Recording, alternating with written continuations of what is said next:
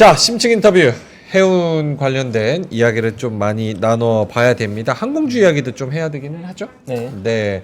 신영증권의 엄경화 연구위원님 모셔보도록 하겠습니다. 어서 오세요. 안녕하세요. 안녕하세요, 위원님. 네, 안녕하세요. 네, 저 좀 신기하게 위원님 레포트를 되게 많이 읽고 자주 읽었는데 이렇게 직접 뵈니까 어떤 느낌이 많이 다르네요. 그런가요? 네, 신기합니다.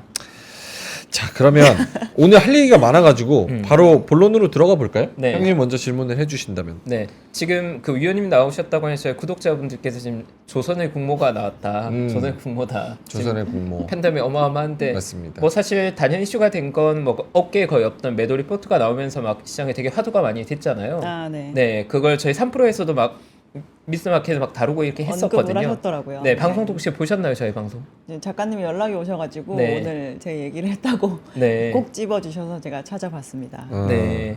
아무래도 그 레포트 내고 좀 주변에 이슈가 많이 됐죠, 위원님. 뭐 업계 경력이 이제 18년 차인데 한 어. 10년치 연락은 다 받은 것 같아요. 네. 어떤 좀 더 연락? 세게 썼으면 아마 18년치 연락 다 받을 뻔했습니다. 하필이면 또 18년이네.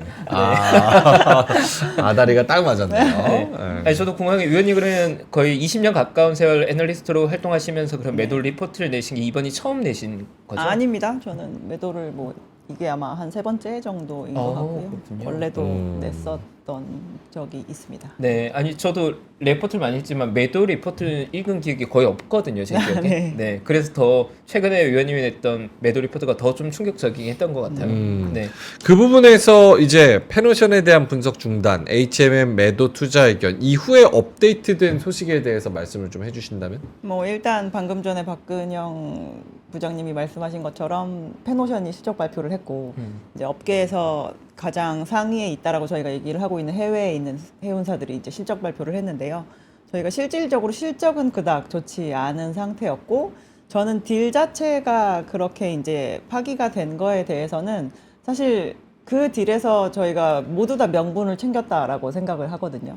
저희가 하림은 최선을 다해서 인수를 하려고 노력을 했고 저희가 이제 마크업 조항을 굉장히 여러 가지를 이제 요구를 한 상황인데 이 딜 자체가 처음에 시작할 때부터 이제 매도자에 해당하는 산업은행이 향후에 이 딜이 진행이 되면서 언제든지 추가 조항을 더 넣을 수 있다라는 전제 조건이 원래 있었던 딜이었었습니다. 그래서 이제 많은 부분들에서 이제 우려가 되었던 게 우리나라가 수출 중심의 국가이고 이제 예전에는 한진해운과 현대상선이라고 하는 두 개의 회사가 있었지만 지금은 이제 한 개밖에 남지 않지 않았느냐라고 하면서 이제 이 회사가 만약에 뭔가 외국계에 넘어간다거나 아니면은 뭔가 이제 해운업에 집중적으로 투자를 하는 모습을 보이지 않는다라고 한다면 이제 다른 그런 업체들에게까지 피해가 갈 수 있으니 이제 앞으로 남아있는 이 회사의 유보금 같은 거를 해운업에 무조건 투자하라라고 하는 그런 조항을 추가로 다를 수도 있다라고 하는 게 이제 저희가 딜이 진행이 되기 전부터도 계속 얘기가 됐었거든요. 그래서 산업은행은 어쨌든 업황이 굉장히 좋았다가 좋은 시기에 팔 수 있었던 시기에 딜조차 진행을 하지 않았다라고 하는 그런 면박을 듣지 않을 수 있게 되었고 하림그룹은 최선을 다해서 투자를 그러니까 사려고 했었지만 그 부분에서 이제 조항이 맞지 않았다라는 거 그리고 저희가 이제 가장 우려했었던 어떻게 보면은 너무 무리한 투자를 하려고 하는 거 아니냐라고 하는 거에서 이제 그러한 부분에서는 확실히 접고 들어갔다라는 거에 있어서 저는 모두 다 명분을 다 잘 챙긴 딜의 파기였다라고 생각을 합니다. 그럼 기존의 페노션의 주주들 입장에는 불확실성이 제거된 이벤트로 봐야 되는 건가요? 그렇게 봐야 되는 거죠. 네. 나쁠 거 없는 게임이 되는 거네요. 네, 저는 나쁠 게 없다라고 네. 생각합니다. 근데 방금 전 박은영 부장님 또 다뤄준 것처럼 머스크 실적이 안 좋게 나오다 보니까 지금 해운업종 자체에 대한 퀘스천이 좀 붙는 것 같아요. 네네. 근데 저도 이제 증권사에서 고객분들과 투자를 하고 있지만 해운업종이 최근에 이벤트가 너무 많이 있었잖아요. 홍해 이벤트 생기고 뭐 여러 가지 이벤트가 생기면서 예측 가능성이 예전보다 좀 더 어려워진 것 같은데 지금 전반적인 업황 자체는 뭐 어떻게 봐야 되는 겁니까? 근데 홍해 이벤트라고 하는 것이 이제 저희가 수에즈 운하를 못 건너가게 된 거잖아요. 네. 근데 전 세계 모든 배들이 다 수에즈 운하를 통과해서 가진 않습니다. 한 화물 중에 12% 정도가 통과를 한다라고 얘기를 하고 있고 저희가 그 루트만이 갈 수 있는 유일한 항로는 아니잖아요. 그렇죠. 희망봉을 이제 우회를 해서 갈 수도 있기 때문에 저희가 아예 저 길을 못 가는 것이다라고 하면 전격적으로 다 돌아서 가면 되는 문제이기 때문에 실질적으로 이 이슈는 저희가 갑자기 가다가 턱 하고 막았던 옛날에 그 스웨즈나 길막 사고보다 오히려 조금 더 예측 가능한 범주라고 생각을 해야 될 수가 있고요.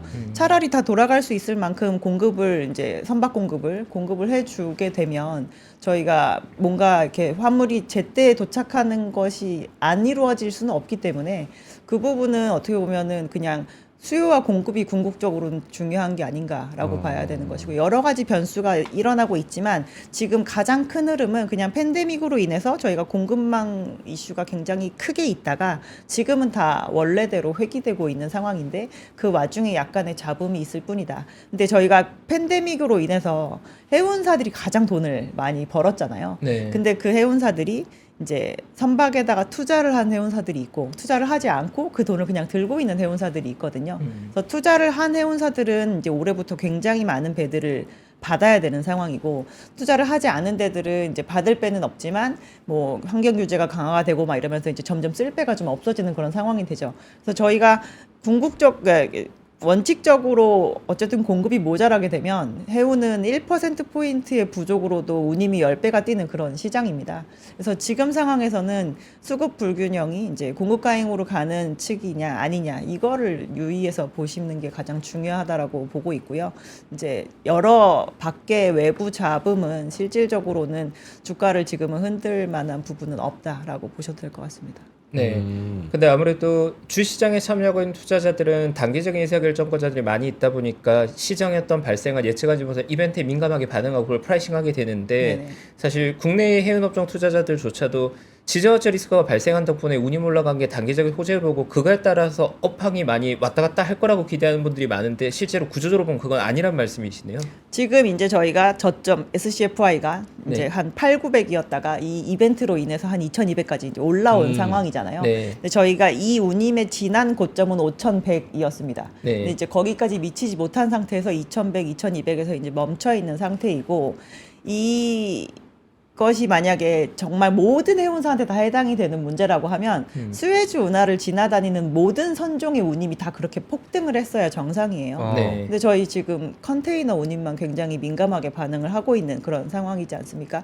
그렇다고 하는 건 이 운임의 성사 구조 자체가 저희가 굉장히 규모의 경제를 가지고 정기적인 루트를 운영하는 대형 해운사들로 인해서 형성이 되는 컨테이너 시장과 수많은 배들이 더 많이 배의 척수는 더 많이 있지만 그렇게 이제 저희가 정기선의 형태로 운영을 하지 않기 때문에 산발적으로 이렇게 계약이 일어나는 그런 탱커나 벌커에서 다르게 일어난다라고 하는 건 운임이 형성되는 기조 자체가 다르기 때문인데 이쪽이 조금 더 이제 이 이벤트를 이용해서 저희가 공급을 단기간에 확 쇼티지를 만들고자 하는 움직임이 더 강하지 않았나라고 저희는 보는 거죠. 그래서 이 부분은 저희가 아마도 배들이 이제 올해 굉장히 많이 유입이 될 텐데 그 배들이 다 들어와서 원활하게 다닌다라고 한다면 해결이 안 될 수가 없을 정도의 규모의 배가 들어오게 될 예정이라 저희는 해결이 가능한데 이거를 이제 3개월짜리로 보느냐 뭐 12개월짜리로 보느냐인데 실질적으로 저희는 그렇게 긴 이벤트라고 보진 않습니다.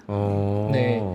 그러면 본질적으로 지정학적 리스크를 배제하고 본다면 위원님께서 말씀하시는 방향은 공급 과잉에 대한 우려가 약간 우려하시는 상황이신 건가요? 컨테이너 쪽은 저희는 공급 과잉을 우려해야 된다라고 생각을 하고요. 네. 전 세계 컨테이너 선박이 한 2,800 TEU 정도, 2,800만 TEU 정도 있거든요. 네. TEU가 20피트짜리 컨테이너 한 박스를 네. 지칭을 하는 것인데 올해 인도되는 컨테이너 선박이 310만 TEU 정도 됩니다. 그러니까 저희가 올해 인도되는 것만으로도 순수하게 10%가 넘어가게 되는데요. 이 시장 자체가 수요가 1년에 10% 이상 늘지를 않는 시장에 해당이 되고 저희가 12% 정도의 선박들이 수에즈 운하를 통과해서 간다라고 말씀을 드렸는데 10몇 %의 선박이 추가로 들어오니까 사실 전부 다 희망봉을 우회하는 쪽으로 만약에 유입을 시킨다라고 한다면 지금 전혀 공급 과잉을 그 공급 부족을 느낄 필요가 없는 상황이 되는 거죠. 위원님 말씀에 거 팔고 싶은데요, 가지고. 그러니까. 아니, 그러면은 그 관점으로 봤을 때 머스크의 지금 나온 요 뭐랄까요? 가이던스? 그리고 이렇게 안 좋은 상황? 이런 거는 어떻게 해석을 해야 되는 거예요? 머스크가 지난 3분기에 네. 처음으로 그 오션 부문의 실적이 약간의 적자 전환을 했고 이번 4분기 실적은 그 적자 폭을 약간 넓혔습니다. 네. 그리고 이제 앞서 그 설명하실 때 요거는 아닌 것 같다라고 얘기를 하셨지만 저는 약간 의견이 좀 다른 편인데요. 이건 다릅니다. 그러니까 SCFI는 박근혜 부장님 가셨죠? 가신 것 같아요. 네. 작년 연말이 될 때까지 계속 내려오다가 급반등한 게 이제 연말부터 1월 초쯤이었었거든요. 그래서 지금 나온 실적은 운임이 내려가고 있었던 와중에 저희가 나온 실적이기 때문에 네. 적자가 깊어지는 게 맞죠. 저희가 이 와중에 지난 3분기에 머스크는 적자가 났지만 저희는 적자가 나지 않았다라고 이제 HMM이 얘기를 했었지만 저희 또한 이 손익은 어쨌든 줄고 있는 상황이었었고 4분기의 트렌드를 그대로 따라간다라고 한다면 운임은 어쨌든 낮아진 상태였었기 때문에 아마 이번 4분기 실적이 3분기보다 그렇게 좋게 나오기는 어려울 거라고 생각을 합니다. 근데 이제 왜 뭐 애널리스트들이 이제 2024년의 가이던스를 약간 높인 상황이잖아요. 근데 이 높인 걸로 인해서 저희가 진짜로 모든 다 운임에다가 막 돈을 지불할 수 있을 정도의 분위기라고 한다면 운임이 2200에서 멈추지 않았어야 되는 게 일단 저희는 정상이라고 생각을 하고 그리고 해운사들도 어쨌든 우회해서 가기 때문에 저희가 비용도 늘어나게 됩니다. 그렇죠. 그래서 이제 2200까지 오른 이 운임으로 시장이 얘기하는 것처럼 그렇게 많은 수익이 날 수 있을까에 대해서는 저희는 좀 의문이고 사실 이렇게까지 안 좋아질 거다 안 좋아질 거다라고 하는 이런 언론 플레이를 하는 이유는 그쪽 방향으로 우리는 베팅을 할 것이기 때문에 운임 경쟁에 대해서 앞으로 너희들도 굉장히 준비를 해야 될 거라고 하는 그런 워닝을 주는 의미도 있거든요. 누가요? 머스크가. 아. 그리고 왜 머스크가 중간중간 보면 홍해 그 이슈가 있고 나서 한번 멈췄다가 저희는 홍해 서비스 다시 좀 개시할게요라고 한번 이렇게 툭 하고 튀어나온 적이 있어요. 그랬다가 결국엔 또 한 2주 만에 다시 원상복귀 시키긴 했지만 그렇게 중간중간 이렇게 자꾸 튀어나온다라고 하는 건 저 경쟁자들은 이쪽 서비스를 하지 않지만 저희는 할 거니까 저희한테 화물을 실으시겠습니까? 라고 물어보는 거거든요. 그러면 화주 입장에서 만약에 그게 합리적인 가격이면 거기에 싫습니다. 그러면 나머지 경쟁자들이 시장 점유율을 잃게 되죠. 그렇게 노이즈를 계속 일으킨다라고 하는 건 난 앞으로도 언제든지 시장에 흙탕물을 끄집어 올릴 준비가 되어 있으니 모두 다 각오하세요라고 하는 그런. 그게 실제로 그렇게 돌아가요? 진짜 그런 식으로 의중이 있는 경우들이 꽤 있어요? 이게 특히나 굉장히 MS가 높은 편이잖아요. 네네. 저희가 컨테이너 선사들 1, 2등은 막 17%, 16% 이런 정도의 시장 점유율을 가지고 있거든요. 그래서 그런 데들이 이렇게 만약에 운임을 이번 달부터 막 전격적으로 한 300불 낮추겠다라고 하면 안 따라갈 수가 없어요. 왜냐하면 그래요? 저희가 똑같은 퀄리티, 오히려 더 좋은 퀄리티일 수도 있는 그런 서비스를 갑자기 더 할인해서 하겠다라고 하면 화주들은 어차피 내가 저쪽에만 도달을 하면 되는데 그쵸. 이쪽으로 가야지. 이게 로열티가 없거든요. 약간 반도체 네. 치킨 게임이랑 완전히 비슷한- 똑같습니다. 네. 그래가지고 저희가 시장이 이렇게 안 좋은데도 발주가 나오고 막 이러는 이유 중에 하나는 이제 시장 점유율을 높여가지고 경쟁사를 눌러버리려고 하는 그런 움직임이기 때문에 그래서 머스크는 그 준비를 여러 방면으로 많이 하고 있는 게 아닌가라고 저희는 생각합니다. 그리고 최근에 그 얼라이언스 구조가 초대형산 글로벌 1위와 2위인 머스크가 이별하고 그 과정에서 저희 뭐 국내 해운사들이 들어가는 약간 중형사들 연합들의 변동이 있고 이렇잖아요. 그런 얼라이언스의 변동 과정에 국내는 좀 수혜를 입는 입장입니까? 노이즈에 좀 노출된 상황입니까? 얼라이언스의 변화에는 모든 해운사가 다 피해를 보는 구조라고 보셔야 되고요. 얼라이언스는 철저하게 계약 관계입니다. 그러니까 우리가 몇 년 동안 같이 운항을 하자라고 계약이 되어 있는 그 기간이 딱 지나고 나면 우리 계약 갱신할래 아니면 찢어질까라고 했을 때 이제 이번에 찢어지자라고 얘기를 한 거고요. 10년간 유지가 됐습니다. 2M이 1, 2등에 해당하는 2025년 1월에 파기가 될 예정이고요. 2025년 2월부터 이제 그 머스크가 지금 현재 5위에 해당하는 독일의 하팍로이드라고 하는 데를 데려다가 제미니 뭐 협정이라고 하는 그런 거를 만들기로 했고 네. 그 하팍로이드가 지금 현재 HMM이 속해 있는 디얼라이언스에 속해 있는 해운사 중에 가장 상위 해운사에 해당이 되니까 요 이제 디얼라이언스도 또 다른 편을 어디서 구해와야 되겠죠. 그렇게 되면. 약간 연합이 와야 되는 분위기네요. 그 얼라이언스가 뭐는 뭐 배제하고 뭐는 새로 하고 요거 중요한 요소는 뭐가 되는 거예요? 그러니까 저희가 노선 서비스를 배를 한정적으로 가지고 있으면 네. 전 세계에 뿌릴 수가 없잖아요. 그래서 나의 빈자리를 잘 채워줄 수 채워주는. 있는. 네. 그 뭐 항공사로 치면 스카이팀이나 스타얼라이언스 약간 이런 거랑 비슷한 그런 거라고 거네요. 보시면 될 것 같습니다.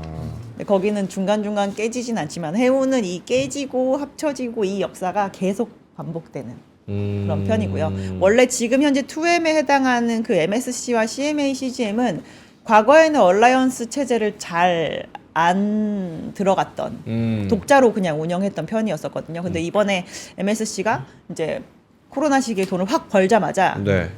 엄청 배를 사더라고요. 중고배도 사고 신조배도 발주를 엄청나게 많이 해서 지금 굉장히 치고 나가 있는 상황이거든요. 그래서 그 모습을 보면서 2M이 25년 1월엔 깨지겠구나라고들 많이 이제 본인이 이제 노선을 딱 결정을 했으니까 그렇게 전략을 취하는 건데 이제 바로 파기하기로 했다라는 얘기가 나왔습니다. 그럼 지금 말씀하신 거를 전반적으로 해운 쪽에만 딱 종합해 보자면 해운업은 저희가 그냥 뭐 투자하기에는 장기적으로 쭉 투자하고 롱으로 보기에는 조금 매력도가 떨어지나요?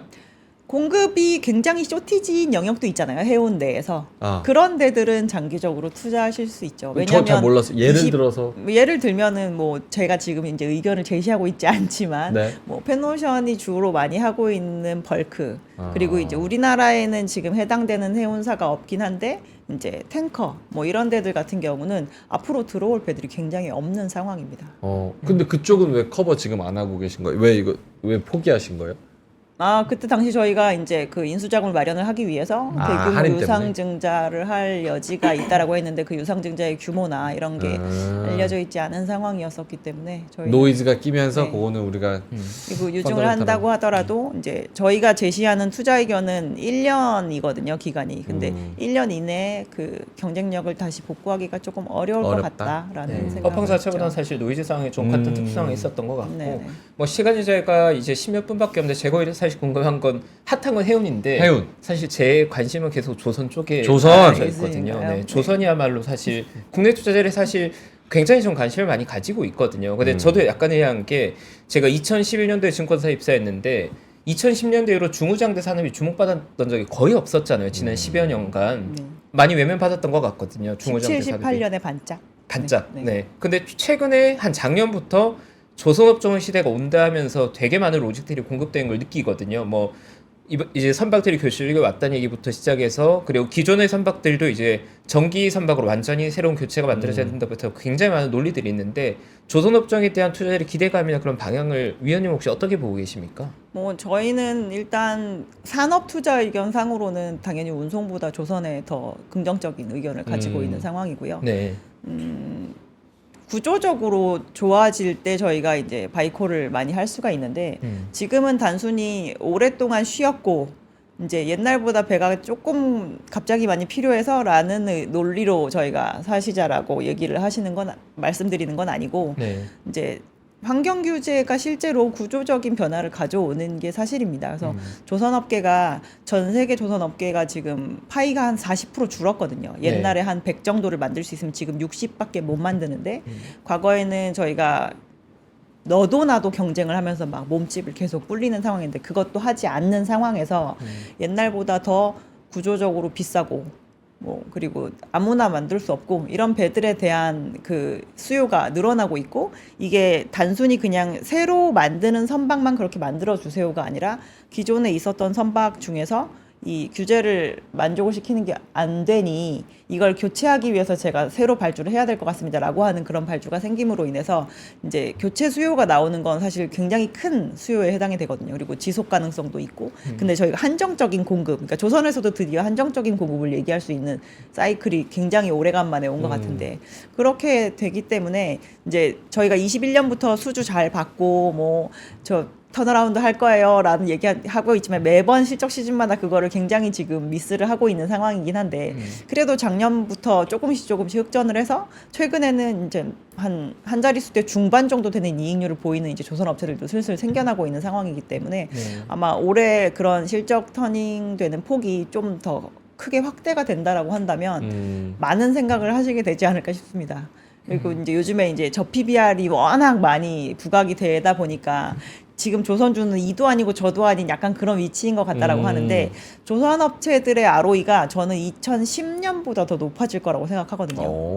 그래서 ROE가 높아지면 PBR을 높여줘야 되는 게 맞겠죠. 그렇게 되면 아마 시장이 밸류에이션을 다시 주는 그런 모습을 보이지 않을까라고 생각합니다. 네.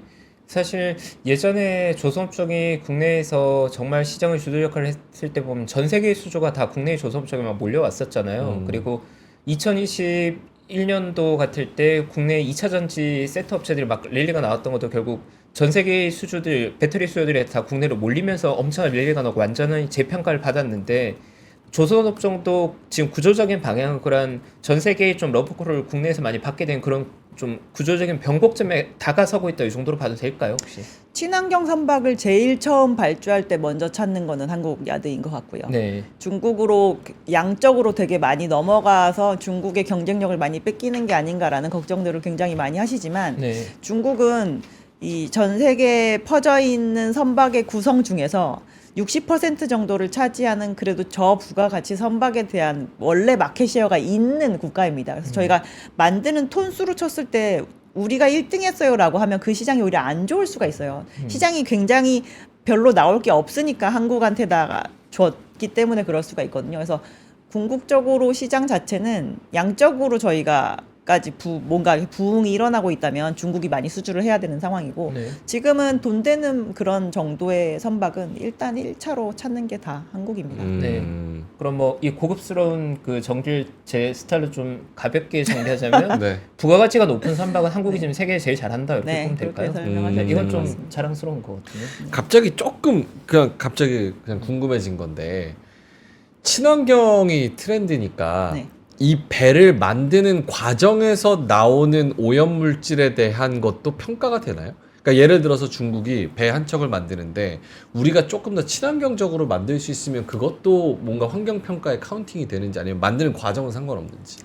그것까지 넣어야 되지 않냐라는 얘기가 많고 그래서 이제 재료 자체도 친환경으로 써라. 그러니까 거기에 들어가는 철판을 만드는 그 과정 또한 탄소 배출을 굉장히 적게 해야지 이 배 자체가 친환경 선박이라고 하지 않겠느냐라는 식의 그런 쪽으로 계속 확장이 되고 있는 상황. 확장이 되고 있는 상황입니까? 아니 뭐 여쭤본 이유가 만약에 그렇다고 하면 중국보다 우리가 좀 더 유리하지 않을까 그런 부분에서 아무래도 좀 유리할 수 있죠. 네. 위원님의 조선업종에 지금 탑픽으로 보고 있는 투자 포인트나 종목은 혹시 어느 쪽인지 여쭤봐도 될까요? 저희는 일단 수주하고 네. 실적 잘 나오는 거 대비 저평가가 일단 가장 중요하다라고 생각을 하고 있고요. 그래서 대형 조선 업체들 중에서는 한국조선해양 추천해 드리고 있고 올해는 지금 이제 조선 업체들한테 발주할 수 있는 쩐주가 누구냐라고 봤을 때 해운사도 있지만 이제 오일머니가 많이 움직일 거라고 보기 때문에 해양 플랜트의 마켓이 좀 올 거라고 보고 있습니다. 그래서 차선호조로는 삼성중공업 추천해 드리고 있고요. 친환경이 아무래도 부각이 되니까 친환경과 관련된 엔진 기자재는 꼭 하나씩 가져가시자라고 말씀드리고 있어서 STX 중공업 추천해 드립니다. STX 중공업, 한국조선해양 그리고 삼성중공업 이렇게. 근데 이런 조선업종 같은 것들이 그 단기 투자들에게 접근하기 좀 어려운 게 이 사이클이 좀 롱텀 하잖아요. 네네. 그러면 만약에 이것도 뭐 메모리 반도체 이런 것처럼 업사이클로 좋은 방향으로 오면 그게 좀 지속성이 이제 길지 않나요? 위원님 보시기에는 향후 한 뭐 2, 3년 정도 혹은 어느 정도의 기간 동안 좋은 사이클로 진입했다 이런 느끼는 기간이 있으십니까, 대략? 지금 실적 사이클은 26년까지 저희가 개런티할 수 있는 상태이고요. 작년까지 이제 클로징한 수주로 인해서 저희가 선가도 계속 오르면서 수주를 했고 그러니까 만드는 양을 보면 24년, 25년 정점 이후로 계속 비슷해요. 조선 업체들이. 그렇다는 건 이제 가격이 올라가는 걸로 저희가 매출 그로스를 기대를 할 수 있는 상황인 거잖아요. 네. 그래서 26년까지에 대해서는 저희가 실적은 개런티 할 수 있습니다. 근데 만약에 여기에서 이제 좋은 사이클을 가지고 뭐 경쟁적으로 또 뭔가 다시 확장 기조로 들어간다거나 이렇게 되면 이제 다운 사이클로 바로 접어들 수 있을 만한 상황인 것 같은데 지금은 그닥 그런 모습이 보이지 않고 있습니다. 네. 보통 반도체 업황의 경우에는 업황 펀더멘탈이 개선되는 업황 피크 실적으로 가장 좋은 것보다 보통 2-3개 분기 전에 주가 피크 온다고 보편적으로 말을 하는데 조선의 경우에 만약 업황 2026년까지 매우 좋다고 가정한다면 주가 피크는 그보다 상당히 많이 선행하게 됩니까? 저희가 이제 단순히 수주만 잘 나오는 수주 사이클과 수주랑 실적이 겹치는 실적 사이클 두 개가 약간 다르긴 한데요. 실적 사이클은 보통 저희가 실적에 대한 믿음이 좀 부재한 섹터이기도 하기 때문에 확인하면 그때 정도가 정점인 것 같습니다. 실적이 정말 좋았던 그거를 확인하는 시점이. 그러면 오픈되기 전까지 실적에 대한 불확실성이 계속 있는 상태에서 확인하면 진짜 시장이 반응하는 네, 거군요. 워낙 믿음이 낮아서 저희가 네. 정말 이 믿음이 ROE가 낮았어. 나온다고 말하면서 네. 그래서 올해는 아마 내내 볼 수 있지 않을까 싶은 요 카더라가 있어서 그냥 가볍게 복리양님께서 현대중공업 한밭집도 상장한다 카더라인데 이거 맞는 말입니까? 한밭집은 모르겠고 일단 HD현대 그룹이 네. 가지고 있었던 네. 최근에 이제 현대 힘스가 상장을 아 했고요. 힘스. 네. 지금 첫날 주가 좋았죠. 이제 뭐그 7,000원대로 공모 받으신 걸로 알고 있는데 음. 4배로 시작하더라고요. 네, 엄청 낮죠. 그리고 이제 지금 이제 상장 시장에 대여 마린 솔루션이 대기를 하고 있습니다. 네. 네. 항공 쪽도 커버를 네, 하고 있습니다. 하시죠. 그럼 한 3분 정도 남았는데 내일 운명의 날이죠. 그 유럽. EU가 발표하겠다고 네. 원래 처음 얘기했던 2월 14일이죠. 네. 그거는 어떻게 되는 겁니까? 조건부 승인으로 가닥을 잡는 것 같다라고 얘기를 하고 있고요. 조건부 승인이라고 하면 이제 뭐 화물사업 팔아라, 뭐 독점 노선으로 얘기되는 거에 대해서는 분배를 해라, 뭐 이런 거 정도에 대한 부분. 그 조건부 승인은 대한항공이 이미 벌써 많은 손을 써서 맞춘 상황에서 더 조건부입니까? 아니면은 조건부 승인의 조건을 맞춘 그 조건부 승인인 거예요? 아직 화물이 매각이 완료가 되진 않았죠. 아. 저희가 이사회에서 화물사업부에 대해서 매각하는 거에 대해서 찬성표만 지금 받아놓은 상황이고요. 아직 그 매각은 이루어져 있지 않은 상태이니까 만약에 합병 그 승인이 다 나게 되면 이제 그거를 매각을 한다라고 떨어뜨려 놓고 전제하에 이제 합병을 진행하게 되지 않을까 싶습니다. 그러면 긍정적인 기대감 쪽으로 더 많이 바라봐야 되는 거네요. 저희가 코로나 기간 동안 사실 한국이 항공업계가 하나도 구조조정이 안 됐거든요. 그래서 플레이어 수는 어쨌든 줄어드는, 이게 굉장히 크게 많이 줄어드는 거잖아요. 그러니까 대형 항공사 2개도 합쳐지고 LCC 3개가 또 1개로 이렇게 합쳐지는 그런 상황이니까 그렇게 돼서 좀 노선이 어느 정도 합리화되고 이렇게 되면 시장 자체는 조금 노이즈가 줄어들 여지가 있다라고 보는데 이제 저희가 이 매각을 하라라고 한 그 화물 사업부를 받아갈 수 있는 그 곳이 있을 것인가, 그리고 이제 장거리 중에서 지금 독점 문제가 되고 있는 거를 받아가서 잘 소화해낼 수 있을 것인가, 이제 이런 거에 대한 부분이 조금 남아 있는 상황입니다. EU가 오케이 하면은 그러면은 긍정적으로 오케이 하면 미국 쪽은 걱정 안 해도 되는 겁니까? 미국은 뭐 걱정들을 안 하고 계신 것 같긴 한데 사실 미국도 만만치 않은 곳이라 저희는 뭐 끝까지 다 끝까지 나올 좀 때까지 챙겨봐야 봐야 된다. 되지 않을까. 최근 몇 년 사이에 저희 쪽 섹터에서는 몇 년을 질질 끌다가 합병이 실제로 안 된 사례가 있어서 예, 끝날 때까지는 끝난 게 아니라고 생각을 합니다. 위원님께서 이 해운과 이 조선 이런 쪽 업종을 이쪽 업종만 보시니까 얼마나 되신 겁니까? 18년 차. 이 업종만 예. 18년 보신 거군요. 네. 아 정말 대단합니다. 아까 얘기했잖아요. 18년 차라고. 네, 그러니까 보통 뭐 여러 가지 섹터를 보시는 경우도 있는데 이 업종만 진짜 긴 세월을 보셔서 제가 대화를 나누면 정말 대가의 느낌이. 네.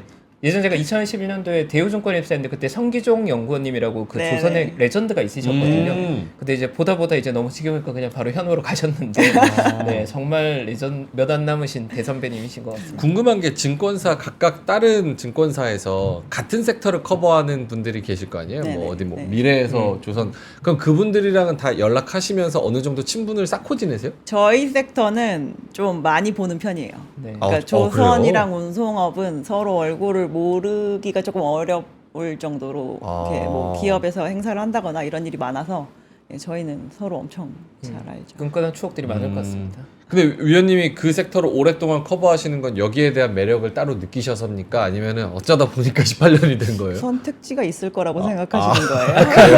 알겠습니다. 오케이. 우리 복리왕님께서 내가 신영증권 조선업 리포트를 2017년부터 봤는데 화이팅이다. 이 누나 더 잘 돼야 된다. 복리왕님께서. 그래서 정말 많은 분들이 응원해주고 계시고 네. 이게 진짜 대가의 품격은 이런 표현들도 많이 나오고 있고 전 역시 댓글을 네, 보지 않아요. 그래서 구독자분들도 알아보시는 것 같아요. 역시 그럼요, 위원님 그럼요. 찐이라는 걸. 네, 저도 많은 인사이트 얻었습니다. 마지막으로 요거 하나만 짧게만 중국 알리익스프레스 뭐 이런 효과로 연일 주목받는 CJ 대한통운 현 주가 수준에 대한 판단 부탁드립니다. 작가님이 이렇게 적어주셔가지고.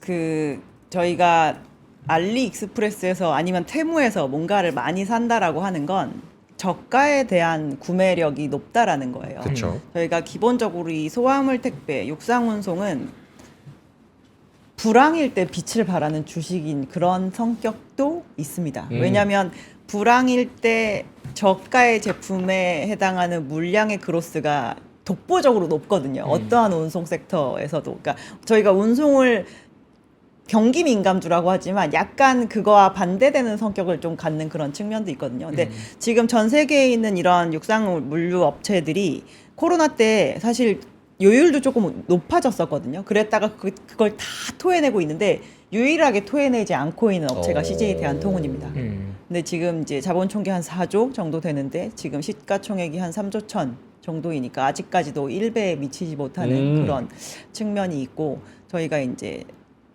배당도 시작한 지 그렇게 얼마 안 됐거든요. 그래서 이게 독보적인 1등이긴 해요. 저희가 거의 시장 점유율이 40% 이상이고 아직도 한국은 이 소화물 택배 시장이 꽤나 많이 성장을 하고 있는 측면인데 그 와중에 자동화가 가장 완벽하게 이루어진 회사이기 때문에 이제 그 부분을 가지고 2등, 3등이 감히 이렇게 너무 높아진 그 경쟁력을 따라가기가 굉장히 버거운 그런 상황이라 이 격차를 많이 넓히면서 가는 기간을 오래 가져갈 수 있지 않을까 싶습니다. 그래서 저희는 운송은 지금은 불황이라고 생각을 하고 투자를 해야 된다라고 한다면 불황에 강한 기업을 보시는 게 맞다. 그래서 주가의 레벨은 아직까지 더 올라갈 여지가 있다라고 보고 있지만 저의 운송 토픽은 글로비스입니다. 글로비스.